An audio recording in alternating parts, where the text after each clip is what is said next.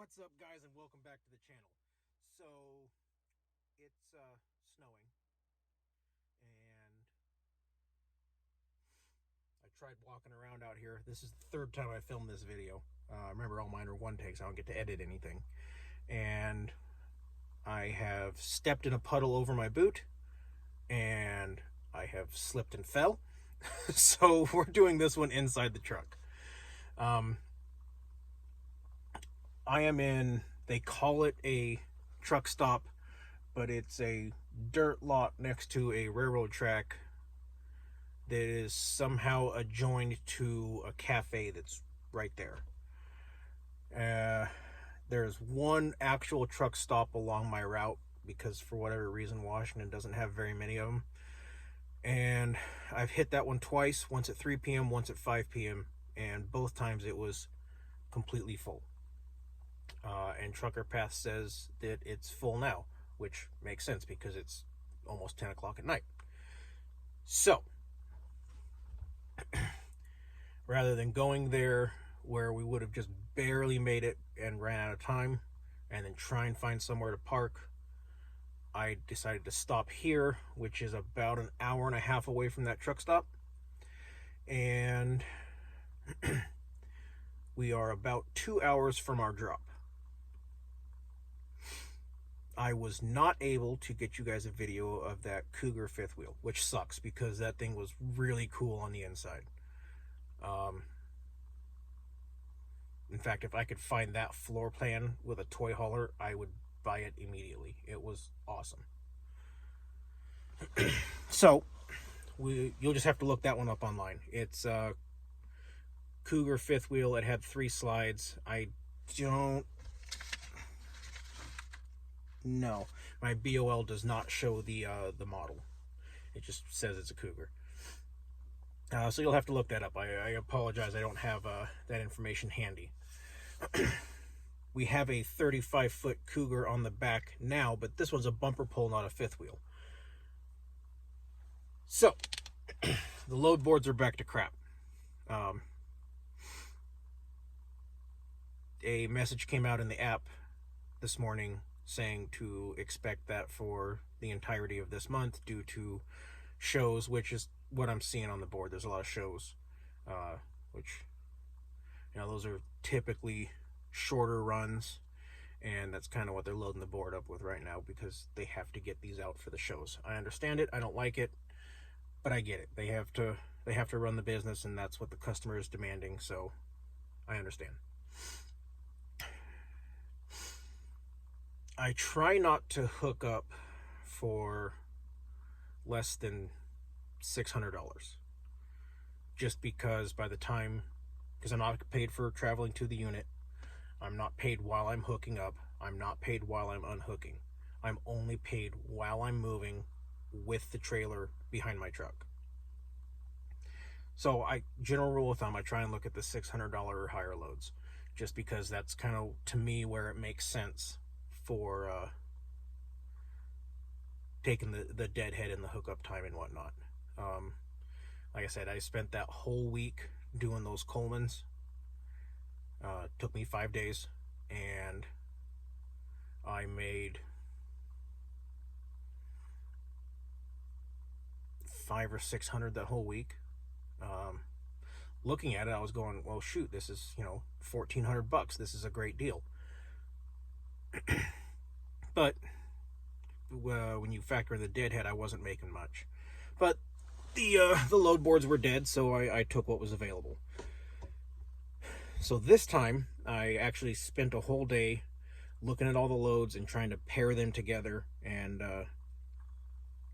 see what made sense. And a new load dropped this morning that finally kind of tied everything together, so I pulled the trigger and I self-dispatched and I took off. So I picked that one up in Meridian at the Camping World, where you guys have seen me go a bunch of times, right by my house, and I took it up to Pasco, Washington. $390. And then I deadheaded down to Pendleton, Oregon, which is about 70 miles. So, nothing. I hooked up to this unit, which is going to East Wenatchee, Washington. I'm sorry, no, this one's going to Burlington. And then I will deadhead to East Wenatchee, which I didn't plot out the exact miles, but it looks like it's about 2 hours, maybe 3. So still not much. As far as deadhead's concerned, that's pretty good. This one's another $390. And then the one I'm picking up in East Wenatchee, it's going to Spokane for $380. So there's what, almost $1,200 in 2 days with almost no deadhead. I'm okay with that, and that's kind of what we're going to be doing for the rest of this month, is piecing together small loads that make sense that way. They're telling us, they actually sent out the message in the app that said that to expect this for this month, but it should pick up at the end of the month. Okay, cool. Obviously we can find ways to work around that, and we will continue to do so. But we'll do a quick walkthrough and see if I can do this without, yep, there's that train, without falling on my face. Oh God. Yep, that's in the boot. That is snow in the boot. So this is a 35-foot Cougar with a slide that runs a vast majority of the length of the unit. I apologize that we can't really see much of anything out here. It's dark. Oh, you know what? I do have a way around that. Bear with me just a second, guys.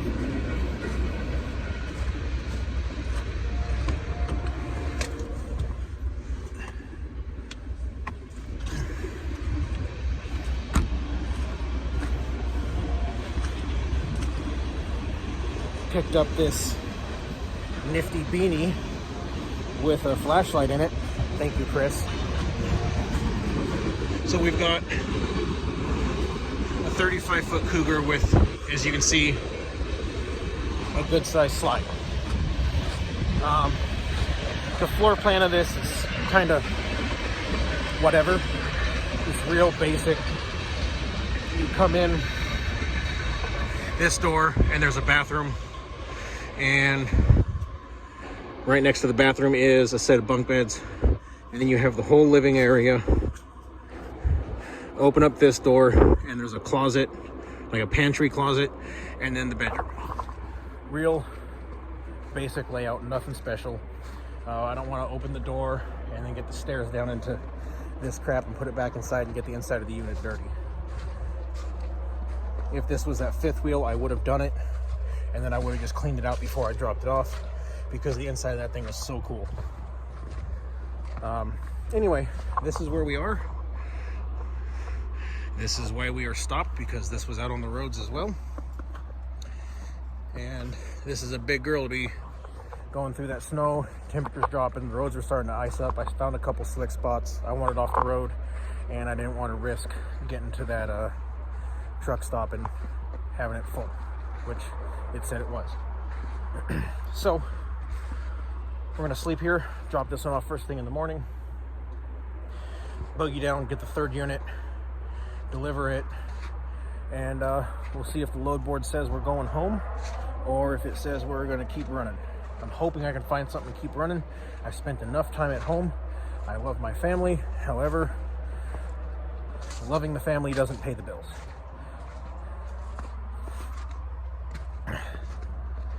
So this is where we are. Unfortunate circumstances caused us to stop 2 hours from our drop, but it's not the end of the world. We did absolutely have to use four-wheel drive. First time I've done that with a unit, so that was fun. God,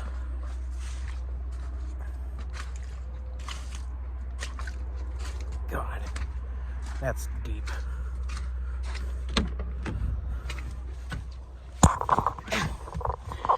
Okay, turn that back off. All right, so this video is getting long. I've said everything I have to say.